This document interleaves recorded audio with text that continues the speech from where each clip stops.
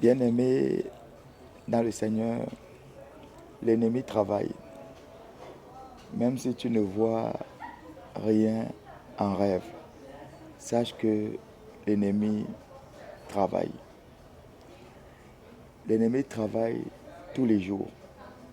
Matin, midi et soir, 24 heures sur 24, le monde des ténèbres travaille pour t'empêcher d'aller jusqu'au bout, de voir le bout du tunnel, de voir ce qui est bon, ce qui est beau, ce qui est bien. L'ennemi travaille à ce que tu restes femme de ménage. Je ne dis pas ici que femme de ménage n'est pas un métier digne. Je ne dis pas ça. Mais je dis que l'ennemi travaille à ce que tu restes au plus bas niveau, que tu restes dans le tremplin. Ah oui, l'ennemi travaille à ce que tu n'avances pas d'un pas, que 10 ans après, tu sois dans le même endroit. Si tu ne te bats pas, bien-aimé, pour sortir de ce joug, de cette prison, et utiliser des slogans qu'on utilise dans ce monde, je suis la tête et non la queue, c'est mon année, des slogans comme ça, sans toutefois prier pour que ces choses-là te soient offertes dignement.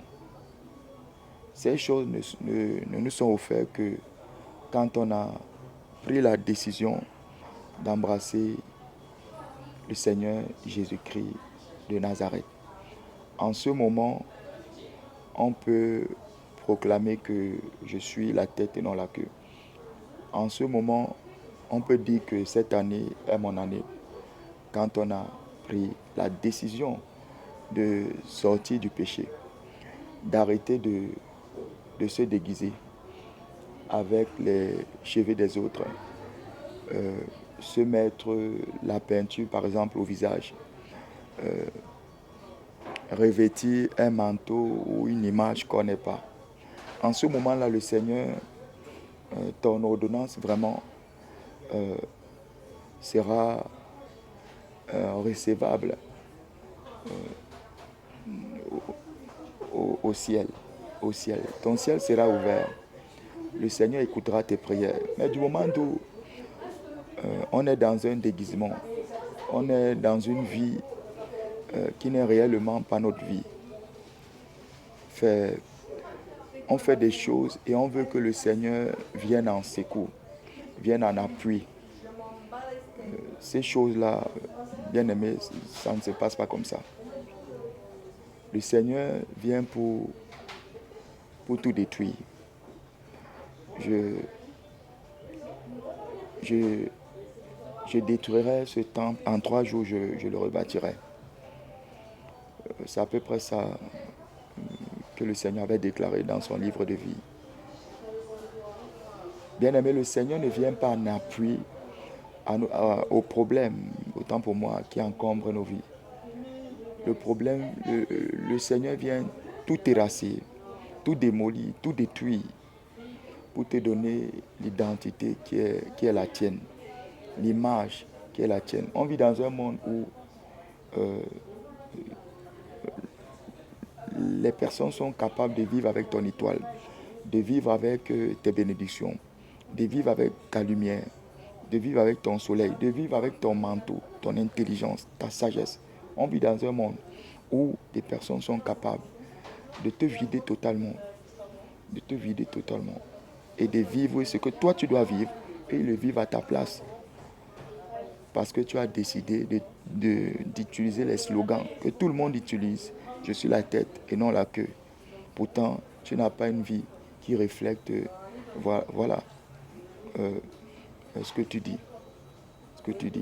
Donc, bien aimé dans le Seigneur, il y a quelque chose qui m'est passé en esprit comme ça. Je me suis dit, est-ce que la volonté du Seigneur était qu'on vive dans des enclos, quand on vivait dans des maisons bâties en ciment de briques ou alors en terre battue ou en paille, est-ce que c'était réellement euh, la vision du Seigneur? Je ne pense pas. J'ai essayé de dormir plusieurs fois. Je parle de moi, dans sous des arbres. J'ai essayé de dormir dans des parcs, s'il faut dire ça comme ça, de me reposer dans des parcs. J'ai trouvé ça tellement reposant. Pourtant, j'ai pas une vie. On dit souvent que quand tu as une vie paisible, tu as un compte en banque rempli, vraiment, tu as la richesse que les gens de ce monde vraiment déclarent comme richesse. Que quand tu as toutes ces choses-là, non, tu as vraiment la paix du cœur. Je n'ai pas toutes ces choses. Mais j'ai une richesse qui dépasse ça, qui est l'amour du Christ. J'ai le Christ, j'ai le Seigneur Jésus-Christ. Et je suis heureux, je me sens bien. Mais je me suis reposé, je disais tantôt, je me suis reposé sous ces arbres-là. Je me suis senti tellement bien. Et j'ai pensé au, au jardin d'Éden, Adam et Ève. Je me suis dit, est-ce que la volonté du Seigneur n'était pas que nous vivons de la chasse et de la cueillette, que nous vivons vraiment sous des arbres comme ça, nous vivons vraiment dans la nature? Est-ce que c'était réellement pas ça la vision du Seigneur? Vivre avec des animaux de compagnie, communiquer avec eux, euh, vivre de la pêche, de la chasse, de la cueillette, de manger naturel, nature, bio, comme on dit ici. Même comme c'est bio là, c'est un mot pour manipuler les gens dans le dictionnaire. Je ne pense pas que ça existe. Les choses sont naturelles. Une nourriture naturelle, un fruit naturel, bio là, c'est le business. Donc je disais que est-ce que le Seigneur, sa vision n'était pas que nous vivons comme ça, dans la nature, vraiment couvert des arbres, sous l'ombre vraiment d'un climat, bien même quand tu es vraiment sous ces arbres-là, essayer vraiment d'observer avec moi. Il y a un climat vraiment paisible, un climat vraiment docile qui nous fait du bien. Tu es vraiment reposé. Mais pourquoi est-ce que à chaque fois quand les gens prennent des pauses, ils se dirigent toujours vers des arbres, sous des arbres, pour se reposer? Est-ce que ce n'était pas ça réellement la volonté de Jésus-Christ, du Tout-Puissant, que nous vivons euh, à l'air libre, que nous soyons libres de nos mouvements? Regardez aujourd'hui tout ce que l'humain a créé, des accidents, des voitures. Les gens sont écrabouillés, les gens sont paralysés dans ces choses-là. Les avions qui tombent, les bus qui crachent, les choses, les incendies. Les gens sont consumés dans des maisons. Est-ce que c'était réellement ça la vision du Seigneur? Je ne pense pas. Moi, je pense que le Seigneur vraiment avait voulu que nous vivons naturellement de la chasse, de la cueillette, sous des arbres, couverts vraiment de ce merveilleux vent paisible. Et même sous ces arbres-là, tu réfléchis, ton cerveau est vraiment libéré. C'est pourquoi à chaque fois, que ce soit en Europe ou en Afrique, après, à la pause peut-être de nos affaires, on a toujours envie d'aller sous des arbres pour prendre l'air, pour se reposer, pour se détendre. Donc la volonté du Seigneur était que nous vivons comme ça, pour vivre longtemps, pour vivre longtemps. Donc bien aimé dans le Seigneur, je voulais aussi dire ici que bien même quand euh, une connaissance qui pratiquait la sorcellerie avant vient te dire, moi la sorcellerie c'est quelque chose, je l'ai déjà dit, j'aime pas cette chose. Je la hais, je la déteste de tous mes forces. C'est pourquoi j'aime pas les sorciers. Dès lors où je sais que tu pratiques ces choses, franchement on dit, sauf si tu me dis que tu as envie de sortir de là et que tu ne sais pas comment, et que je sens que le Saint-Esprit me touche, me dit que tu es sincère. Là, on trouvera des moyens dans les prières avec le Seigneur et tout ça pour te sortir de là. Mais au cas contraire, je ne vois pas comment est-ce que le fait que moi j'ai embrassé le Seigneur m'assoit encore avec ces gens-là. Ce n'est pas des gens de mauvaise vie. Je peux m'asseoir avec des gens de mauvaise vie. On peut parler. en parlant, tu peux dire quelque chose qui bouleverse et qui leur fasse venir au Seigneur. Mais ces personnes qui pratiquent la sorcellerie, bien aimés dans le Seigneur, bien même quand ces personnes viennent vous dire qu'on est sorti de ces choses, il faut les prendre avec beaucoup de pincettes. Avec beaucoup de pincettes. C'est un monde, pour sortir de là, c'est très difficile. Parce qu'ils ont déjà reçu un endoctrinement, une doctrine de Satan, de l'ennemi, que si tu sors de là, c'est lui qui gouverne l'enfer. Donc il essaie de les miroiter des choses comme ça. Autant lui-même, euh, comme je l'ai dit la dernière fois, il est un mandat d'arrêt. Lui-même, il ira donc. Il ira à la geôle de feu, il sera consumé. Il sera consumé.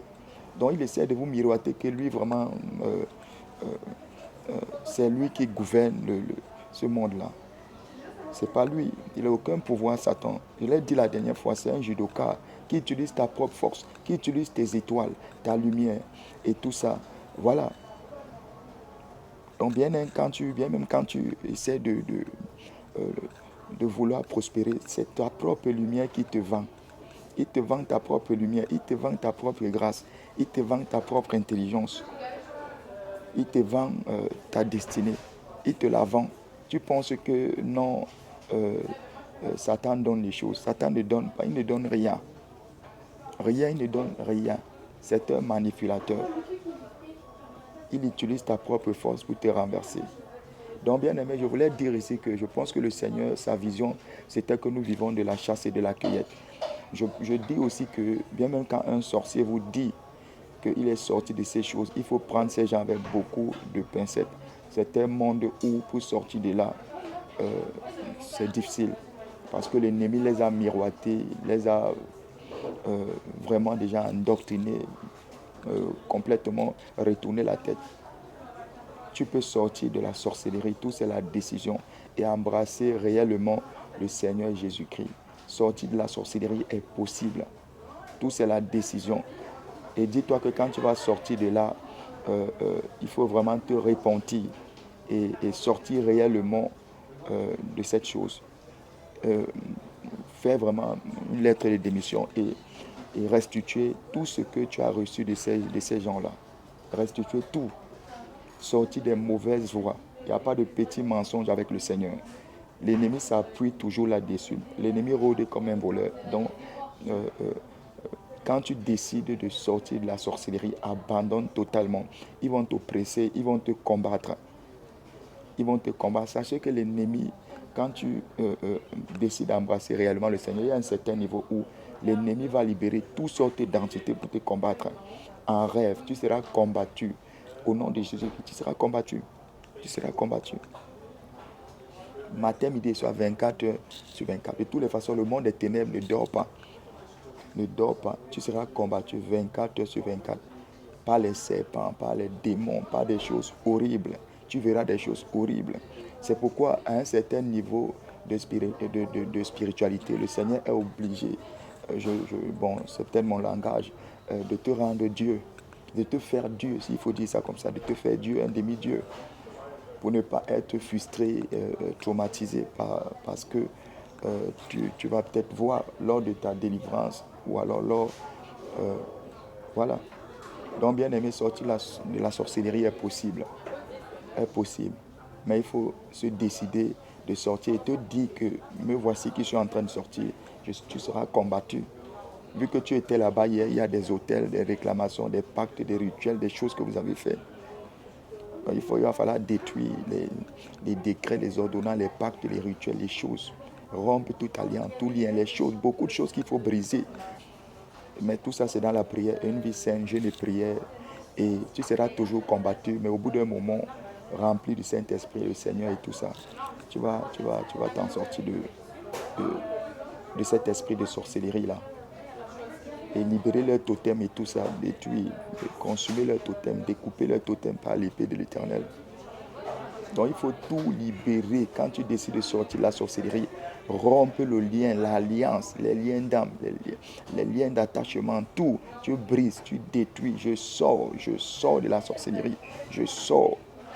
Je prophétise, je sors de la sorcellerie. Tu remets tous les manteaux, les choses. Si t'ont donné un fétiche, un totem, tu remets tout. Voilà, tu écris une lettre de démission. Toute personne qui t'avait mis dedans, voici ma lettre de démission. Je sors. Je ne veux plus de cette chose-là. Vos totems là, voilà ça. Je découpe, tu consumes tout. Tu consumes. S'il faut consommer réellement, tu consommes réellement. Tu consumes. Donc, bien aimé, voilà ce que je tenais à dire. On n'est pas appelé à vivre vraiment dans des enclos. Réellement. On est appelé à vivre de la chasse et de la cueillette. C'est pourquoi à chaque fois, quand on est sous des arbres, on se sent bien. Pourquoi quand on prend des pauses, on ne va pas dans des enclos, dans des maisons. Bien même quand on va aller dans une maison, on va toujours chercher une maison où il y a la climatisation pour être bien. Pourtant, les arbres à palabre, là, les arbres, sous ces abris-là, il y a déjà vraiment un vent que le Seigneur a donné naturel, cadeau. Cadeau. Donc, bien aimé, c'était ma vision d'aujourd'hui. Que la paix soit avec vous. Jésus-Christ est Seigneur.